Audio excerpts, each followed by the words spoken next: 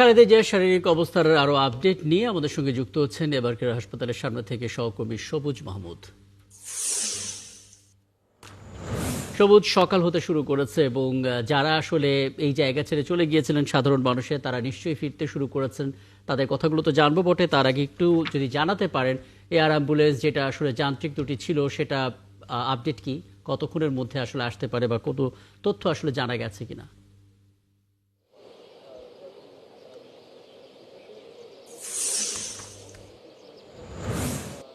রাকিব, বেগম খালেদা জিয়ার যেখানে চিকিৎসা হচ্ছে এবারকার হাসপাতালের সামনে কিন্তু সারা রাতই সাধারণ মানুষ এবং বিএনপির বিভিন্ন পর্যায়ের নেতাকর্মীরা কিন্তু এখানে এসে বেগম খালেদা জিয়ার স্বাস্থ্যের অবস্থার সর্বশেষ তথ্য তারা খুব কাছ থেকে নেওয়ার জন্য তারা এখানে সারা রাতই অবস্থান করেছে। কেউ দোয়া করেছেন, মোনাজাত করেছেন এবং জিকির আজকার করে বেগম খালেদা জিয়ার সুস্থতা কামনা করেছেন তারা।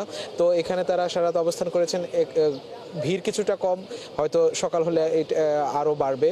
তবে এখানে কিন্তু নিরাপত্তা ব্যবস্থা খুবই কড়া নজরদারির মধ্যে রাখা হয়েছে এবং এখানে নিরাপত্তা কর্মীরা সারা খুব নিরবিচ্ছিন্নভাবে তাদের দায়িত্ব পালন করেছেন।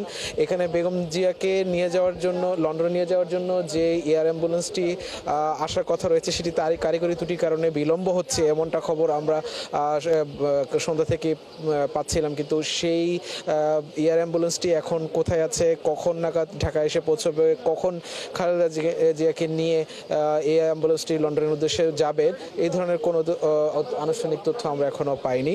তবে বিএনপির ভারপ্রাপ্ত চেয়ারম্যান জনাব তারেক রহমানের স্ত্রী জোবাইদা রহমান কিন্তু লন্ডন থেকে ইতিমধ্যে রওনা দিয়ে ঢাকার এসে পথেই রয়েছে এবং আমরা যতটুকু জানতে পেরেছি সকাল 9:30টার মধ্যে তিনি ঢাকায় এসে পৌঁছবেন এবং তিনি এসে এবারকার যে হাসপাতাল সেখানে এসে বেগম জিয়ার কাছে আসবেন এবং তার সাথে নিয়েই তিনি আবার লন্ডনে ফেরত যাবেন বলে আমরা জানতে পেরেছি। আমাদের কাছে যে তালিকা আছে যেই এয়ার অ্যাম্বুলেন্সে করে যে যাত্রীরা যাবে 18 জনের, সেই তালিকার মধ্যে এই জুবাইদা রহমানের নাম কিন্তু দ্বিতীয় অবস্থান আছে এবং এছাড়া তার যে মেডিকেল বোর্ডের যে ডক্টর আছেন, পরিবারের সদস্যরা, দলীয় লোকজন এবং নিরাপত্তা কর্মীদের মধ্যে আছেন এবং সাথে আছেন গৃহকর্মী, যে এর মধ্যে দুজন আছেন। তো এরা এই এয়ার অ্যাম্বুলেন্সে করে বেগম জিয়াকে লন্ডনে নিয়ে যাবেন এবং এয়ার অ্যাম্বুলেন্সটি আসা পর্যন্ত অপেক্ষা করতে হচ্ছে। আরও একটি বিষয় তথ্য জানিয়ে রাকিব, যে এই যে এয়ার অ্যাম্বুলেন্সটি আসার পরে এবারকার হাসপাতাল থেকে কিভাবে এয়ারপোর্ট পর্যন্ত নিয়ে যাওয়া হবে বেগম জিয়াকে, সেই বিষয়টি নিয়ে এখন আনুষ্ঠানিক কোনো বক্তব্য আমরা পাইনি। তবে ধারণা করা হচ্ছে যে সড়ক পথেই নিয়ে যাওয়া হতে পারে, যেহেতু হেলিকপ্টারে নিয়ে যাওয়াটা অনেকটা একটি নিরাপত্তা ঝুঁকি আছে বা সেখানে মেডিকেল সাপোর্ট সহ অন্যান্য বিষয়গুলো থাকার নিশ্চয়তার বিষয় আছে। তো কিন্তু আমরা গতকালকে দেখেছি যে এখানে দুটি হেলিকপ্টার পরীক্ষামূলকভাবে উড্ডয়ন এবং অবতরণ করা হয়েছে। তো সেই ধারণা করা হচ্ছে যে হয়তো হেলিকপ্টারও নেওয়া হতে পারে।